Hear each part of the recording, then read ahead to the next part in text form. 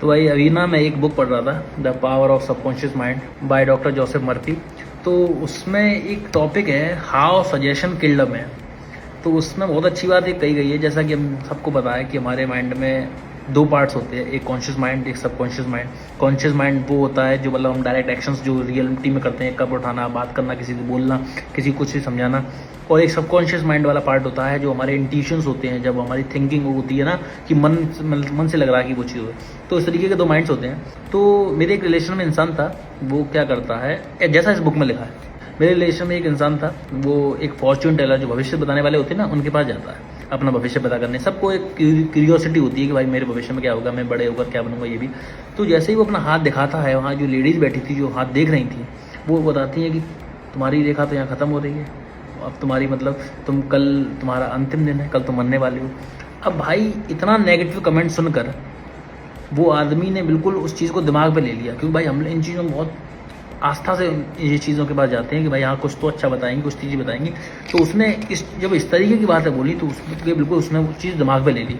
अब वो क्या करता है, वो आदमी जाता है अपने जितने भी रिलेशन में लोग हैं उन सबको बताता है कि भाई मतलब वो अपने माइंड को बिल्कुल प्रिपेयर कर लेता है कि हाँ भाई अब मेरा एंड है, अब मैं अपना कल का सूरज भी नहीं देख पाऊंगा। इस तरीके से बिल्कुल प्रिपेयर कर लेता है अपने आप को। अब समझो ये पूरी एक्टिविटी जो भी है, जितना भी वो राय का पहाड़ बना रहा है, वो सिर्फ अपने माइंड में बना रहा है।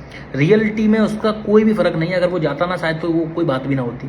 अभी सब कुछ ये सिर्फ उसके माइंड में चल रहा है, पूरी कहानी उसके इर्द गिर्द घूम रही है, ठीक है। और चौंकाने वाली बात तो ये है भाई, वो अगले दिन मर भी जाता है। अब वो किसी रीज़न से नहीं मरा, ना उसका कोई एक्सीडेंट हुआ, कोई बीमारी से मरा, उसके खुद के डर और खुद की एक्सपेक्टेशन की वजह से वो कल मर गया।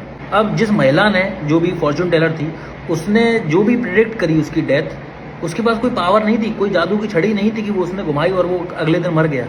अगर ये मेरा रिलेशन में जो इंसान था वो थोड़ा इतना भी जानता कि लॉज ऑफ माइंड क्या होता है, तो वो शायद बच जाता, बिकॉज ये सारी चीज़ें उसके माइंड में बनी। अगर वो जो नेगेटिव थॉट्स दिया गया उस फॉर्च्यून टेलर के द्वारा, अगर वो उसे रिजेक्ट कर देता है, उसे मानता ही नहीं कि भाई हाँ ठीक है, उसने जो भी बोला वो ठीक है, हम अपना घर चल दिए, जैसा कि वो आया था, तो शायद ये कुछ भी ना होता। वो किसी प्रकार की कोई अटेंशन ही ना देता उसके वर्ड्स पर, जो भी उसने बोला, तो शायद ये कुछ होता ही नहीं।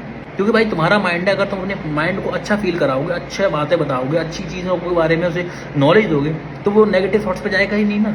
तो भाई इस पूरी बुक में जो इस टॉपिक का मेन पर्पस था बताने का, किसी के भी थॉट, किसी के भी सजेशन में इतनी पावर नहीं है जो तुम्हारे ओन थॉट से लड़ सके। क्योंकि तुम्हारा ओन थॉट, जो तुम्हारे दिमाग में थॉट्स हैं, वो सिर्फ तुम्हारी सुनेंगे, तुम्हारे सबकॉन्शियस माइंड की सुनेंगे।